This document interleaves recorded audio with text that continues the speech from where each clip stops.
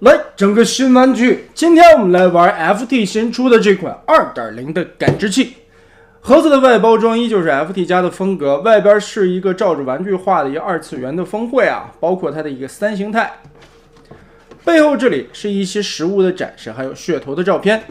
纸品方面，一份全彩印刷说明书和一张人物卡，但是呢，这一次的说明书好像有很多的关键地方并没有画到啊，所以呢，这回准备拍一个保姆级的变形视频，尽量把这些变形的一些需要注意到的地方都给大家展示出来。人物卡依旧是信用卡的材质 ，FT 家的一个标准配置。本体就是这样了。配件方面的内容，首先一把大枪握在了手里，另外还会带一把这样的枪。枪头这里可以拔下来这发导弹，但是里边并没有弹簧的弹射机构。肩炮也是安插在了肩膀上，不过这一回 FT 2.0 的感知器是不可以左右调换的，它只有一个方向。额外的还会有一块实色的胸板，也是把这块透明色的和里边的一些内构刻画完全阻挡了起来。这回头雕会带的非常多，首先 G1 造型的3张替换头，这个直接是头壳了。3个不同的表情，连带现在表情一个微笑的话，一共有4张 G1 的头雕，一个 G1 玩具的头雕，口罩脸啊，呆呆的这个样子也是很符合 G1 玩具的那种感觉。3张很帅气的漫画头雕，不同的表情，尤其这里边我个人最喜欢的这张漫画的一个惊恐脸啊，很带感的一种。很可爱的一个画风，把漫画里边这种感知器的一个形象刻画的也是非常不错的。接着还会带2张漫画的替换脸。首先我们先来对比一下跟动画的设定稿里的一些元素吧。FT 其实曾经出过一款感知器啊，所以 1.0 版本的那个时候呢，我觉得出的也是有一点仓促的，所以那个时候很多东西并不满意。同时当时的感知器也是介于 FT 换美工的阶段，一开始出来的那个头雕并不好看，但是在后续的作品，应该是在恐龙里边也有带 FT 的替换面雕的一个新的头雕啊，换上以后的效果还可以，但整体来说的那个模具的设计也是偏简单了一些啊，很不适应现在的一种 MP 的风格了。所以这款 2.0 的感知器呢，也是势在必行吧。不过现在看起来这一身涂装的效果和 G1 的这个设定稿里边的红色是有点不太一样的。它这回用的都是一种很亮的金属漆面，所以呢，感觉这个感知器有一些暗红色，和 G1 设定里边那个鲜红的是不太一样的。然后就看到了这块胸板替换的话，可能也主要是为了贴汽车人的标志吧。换上去以后呢，更符合这个设定稿G1的一个憨憨的元素啊。当然，你把这个摘下来以后呢，就像玩具或者漫画一点吧。身体的体型方面自然是有拉长了，做了一个修正的美型，而且头雕这些了也是完全修正出来的一个美型度吧。腹部这块还原的很好啊。其实现在很多的感知器肚子下方这里的红色伸出来的这一块没有还原到，这个也是在你刚开盒的时候需要变形的一个环节，它是在这个盖子的后方的，需要你把它翻出来，也是为了还原。但是翻出来这个盖子呢，你的腰部左右活动的时候就会被锁死了，所以呢，左右扭腰的时候这个地方会绊倒。如果说你为了转腰的话，还是把这个东西收回去，收回去它的可动就不影响了。当然静态展示也是为了还原嘛。然后就是腿部内侧这里的这2条，在开盒的时候它是履带型翻出来的，这可以里外的翻转，但是我感觉呢，翻出来与折回去就是 G1 形态和漫画形态的一个切换，因为漫画的感知器小腿里边是一个履带的造型嘛，现在嘛把它翻过来 G1 的造型我们就按 G1 的来摆。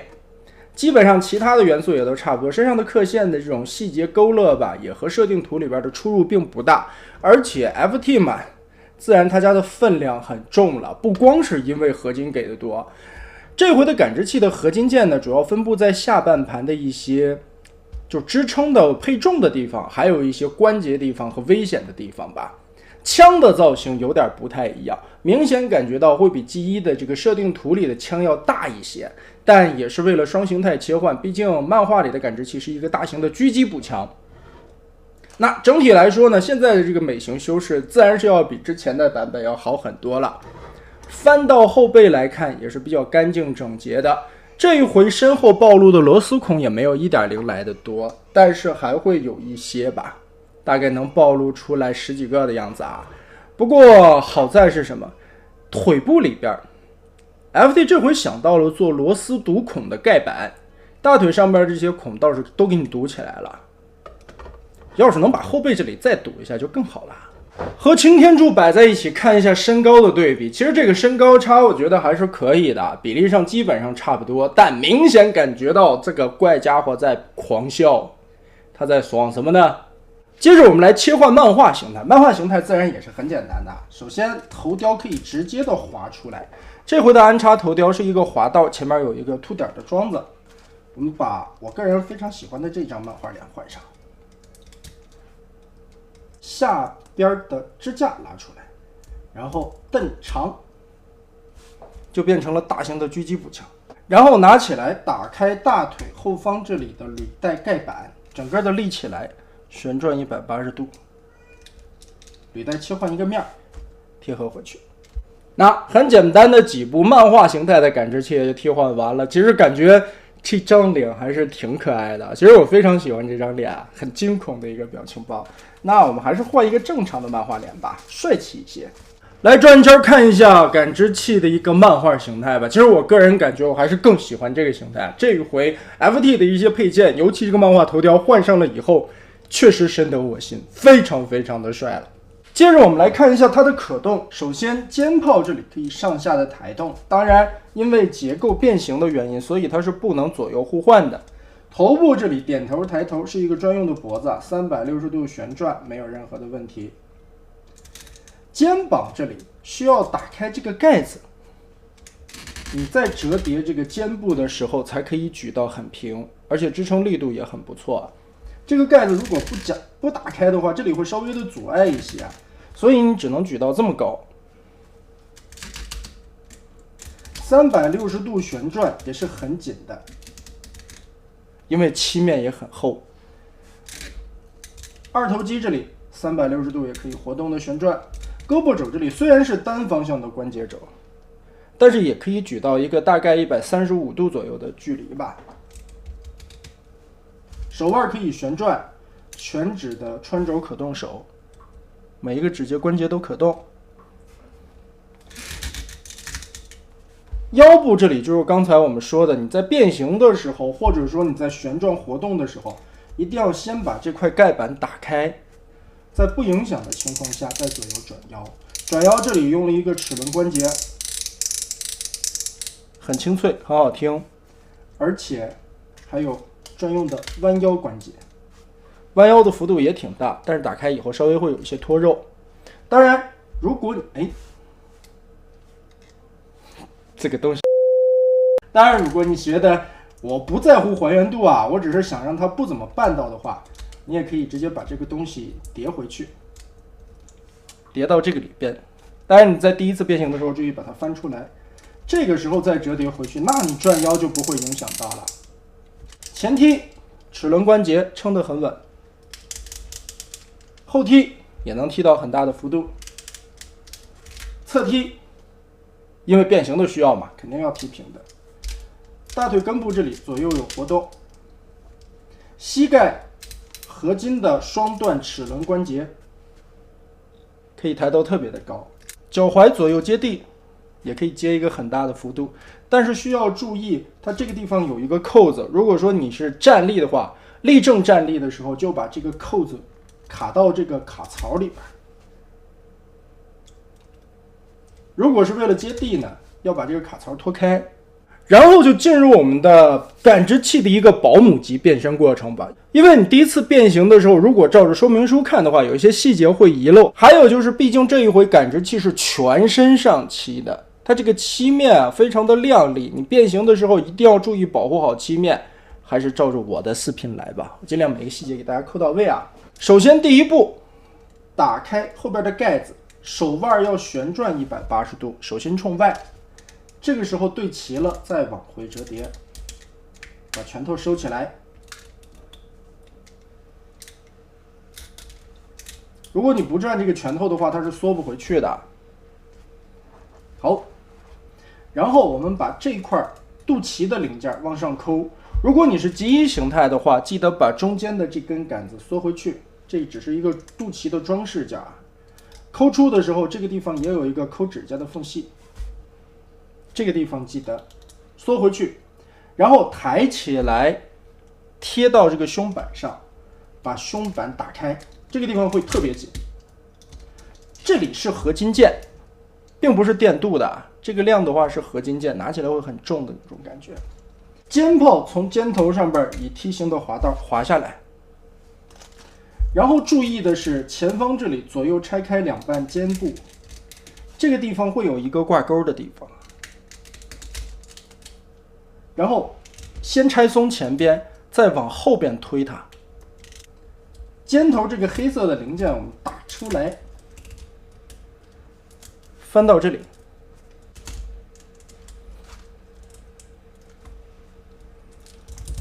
然后我可以看到，其实下方这个地方是双段关节的折叠，我们往下拉一点点，腾开更多的空间。接着肚子下方的这块撩起来，这里盖板打出来，整个从里边折出来这个前方挡着的板件，我们把它立到这里，堵住它的脸。接着旋转180度，放过来。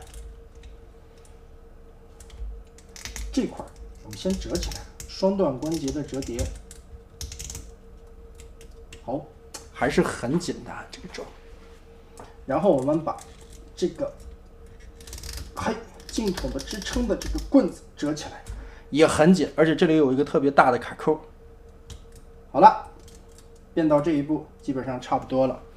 就是之前吧做过一个叉摄的感知器啊，叉摄的感知器也是有漫画头雕和记忆头雕的一个替换，但是叉摄的漫画头雕更换了以后就无法一体变形了，所以这回想试一试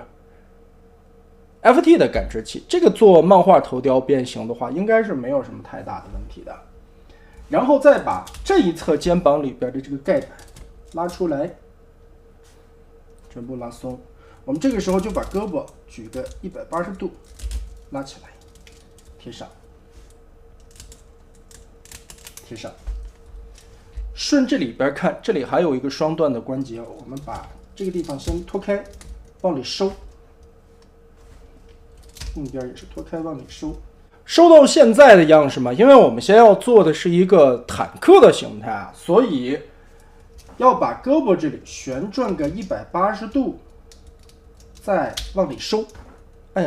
坦克形态这两个转盘是贴在里边的，这个时候往回贴一条胳膊，贴过来的时候注意，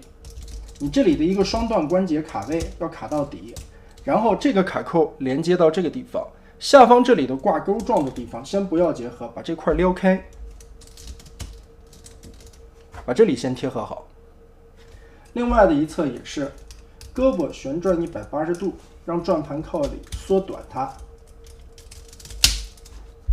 然后双关节折叠贴上来，这边就没有卡扣了啊，这个地方只要靠这个钩子挂上即可。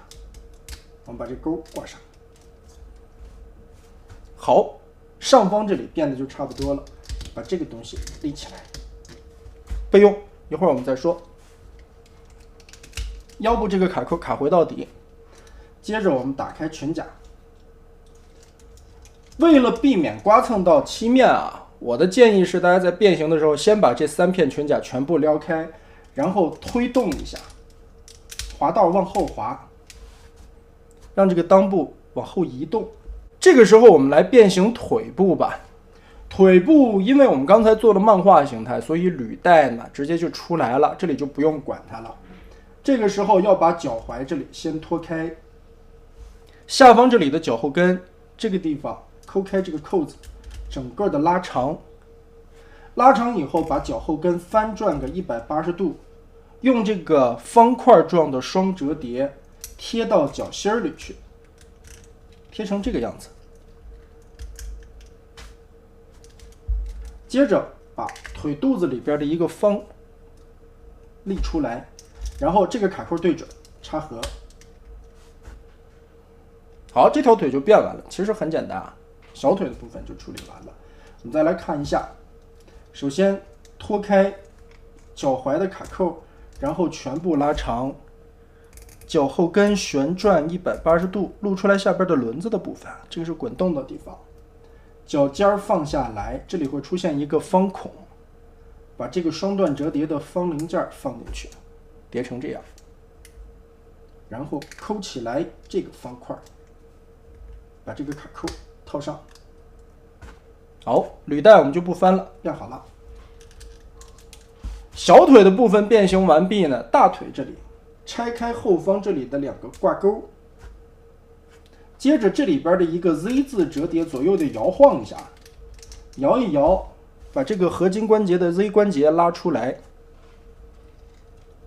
两边都是，把它拉松掉。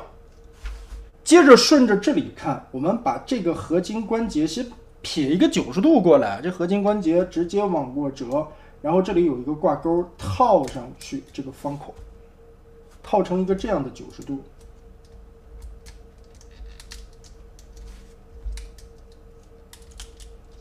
定好位置，哎，差不多了。然后把屁股后边的这个轮子翻出来，后裙甲这里就可以盖上了。然后打开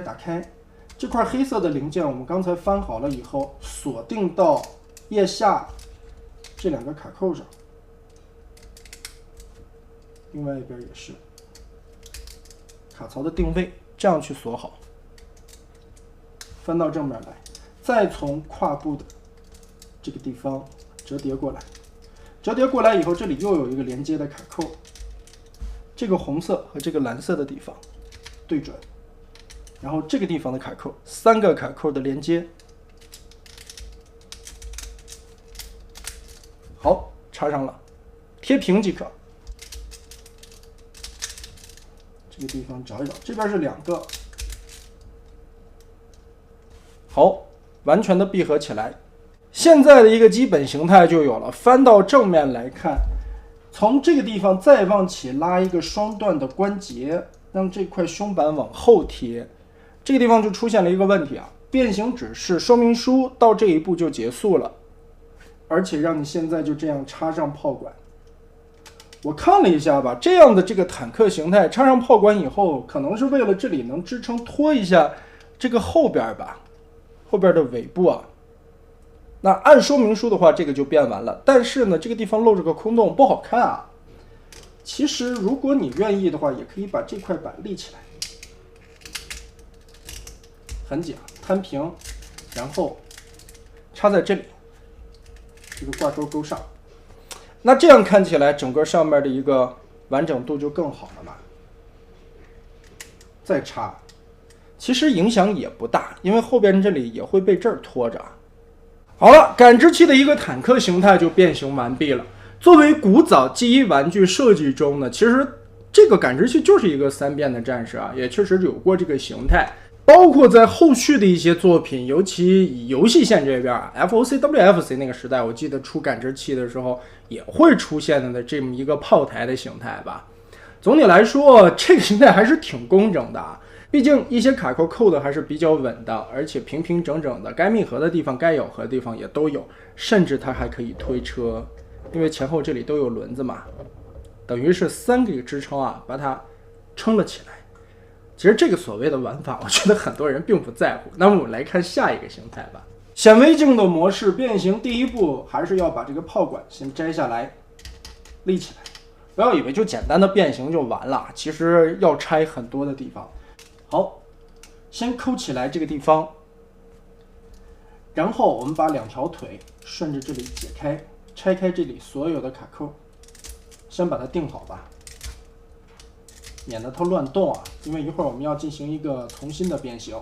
先来做胳膊的处理吧。首先第一步还是把这个黑色的扣子先解开，然后胳膊从这个地方拆松卡扣拉出来，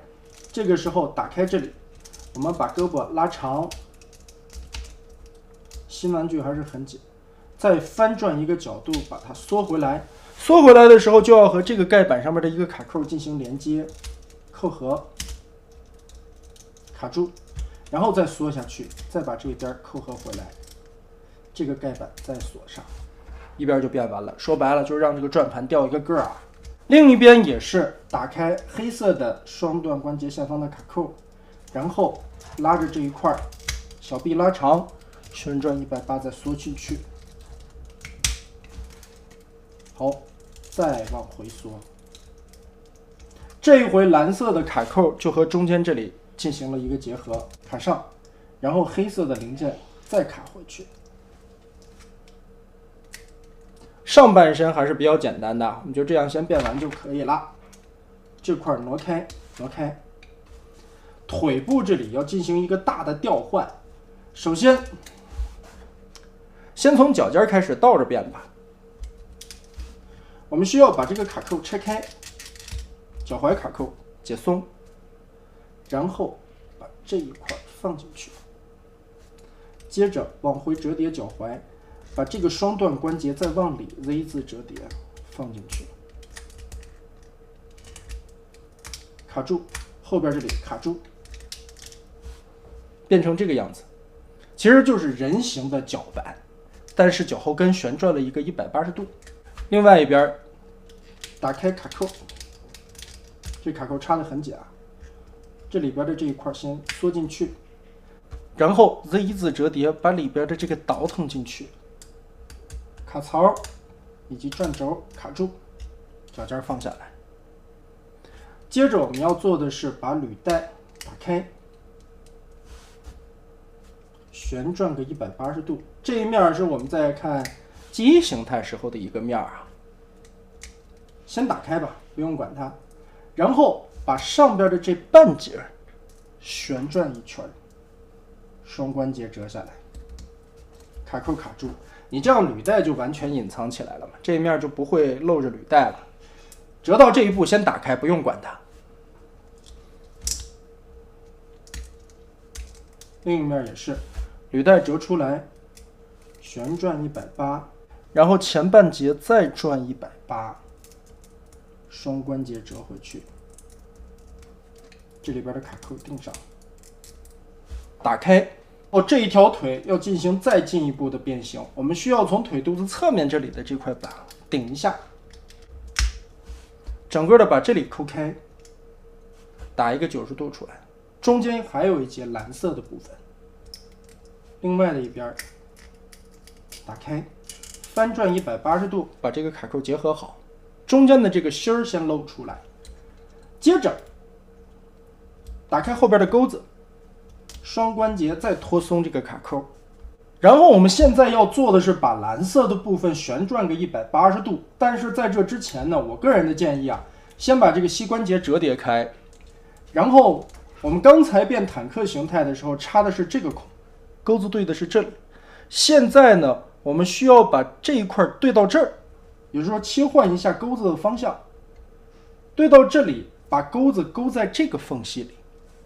这里不太好看到啊。所以呢，我建议先把这块折开，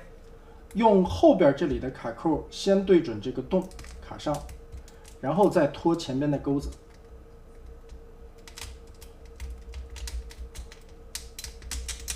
好，这样去挂上。挂好了以后，再把前边的小腿旋转180度，折过来。在这个过程中，全程要打开你的裙甲，一个是为了好看到，第二个不要把这些边边角角蹭到漆。接着盖回这块盖板，好了，这条腿其实也变得差不多了嘛。然后我们在这个情况下再旋转它的大胯，腿部根部的这里啊，你就不会蹭到了。折一个90度摊平，然后再把它立起来，对准角度。一边的裙甲放下来，然后再把这块贴回去，卡扣扣上。好了，这一条腿其实就等于变完了。另外的一边我们再看一遍。首先拿出这个小腿，刚才我们已经打开了履带的盖板，然后上边的这个盖板打开，双段关节折叠，套上这个卡扣。另外的一边推出来，打一个90度，折开这个盖板。然后先折成斜45度的这个胯关节啊，这样到处都不会磨到了。就钩子打开，然后把这个关节往下折一点点，它膝盖是双关节嘛，上边的这个关节不要动啊，把下边的关节这里折开一定的角度，然后晃开这里的卡槽，这个时候往后对到腿中间的这个卡扣上，先把这儿插上，然后再转这个关节，就可以把这个钩子套上了，这会就不会影响到了。然后要进行蓝色部分180度的翻转，把这个地方套进去，卡正，卡扣对上，然后履带贴合过来。接着我们就可以先把这里旋转，再放好，后裙甲这个时候就可以盖上了，前裙甲也盖上。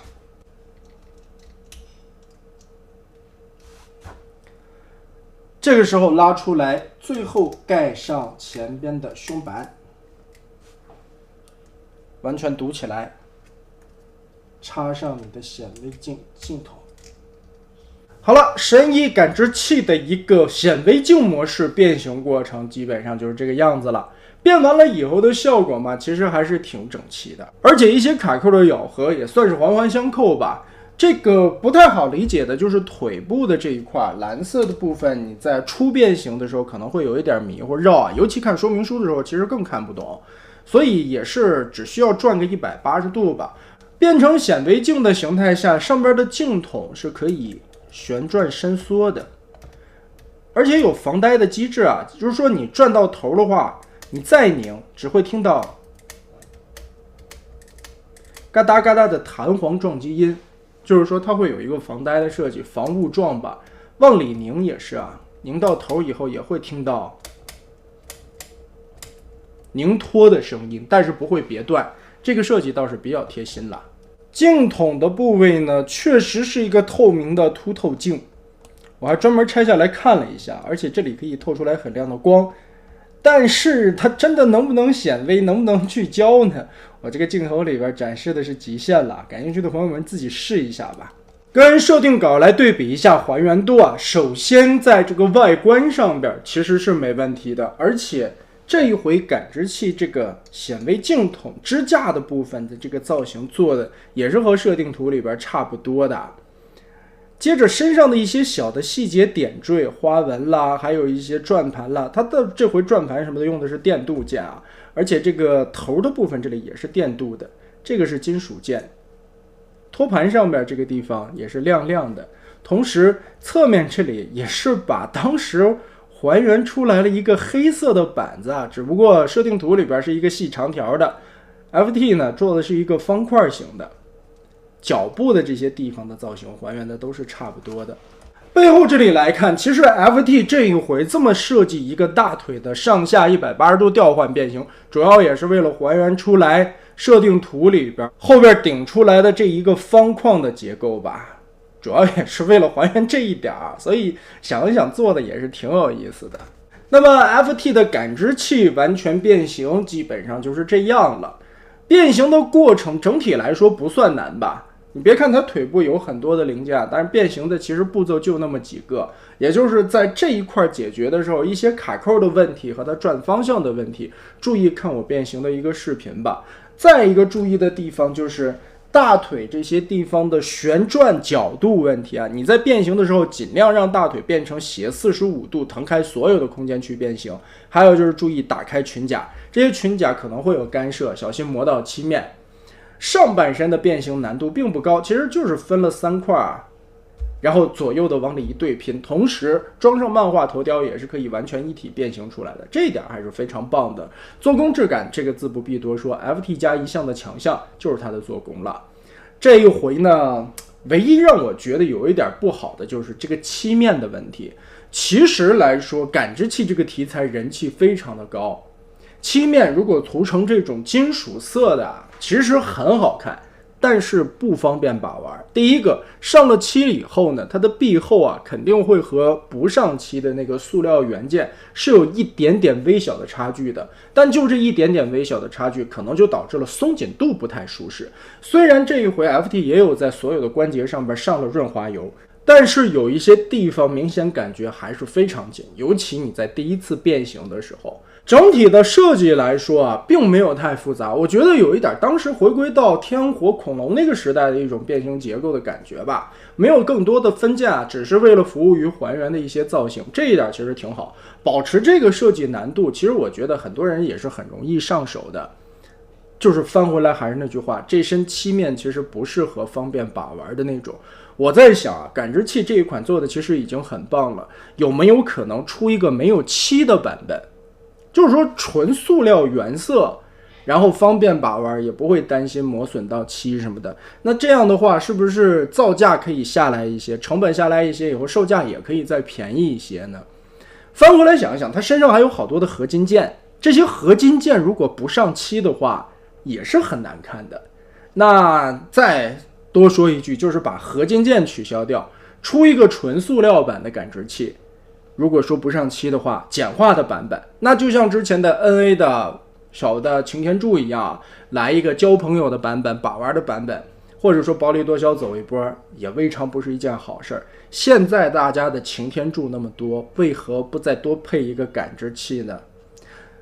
总结呢，就是这一款感知器各方面的素质确实都很高，无论是在还原度、配件量方面，变形的设计以及这些伪装的形态，还有在整个的手感做工方面，都是非常棒的一种体验。但不好的地方就是这身又漂亮又容易磨损的漆面，是这一款最大的问题。所以变形一定要小心，尽量还是照着我的视频来变吧。那么得嘞，这一期我们就到这里，我们下期再见。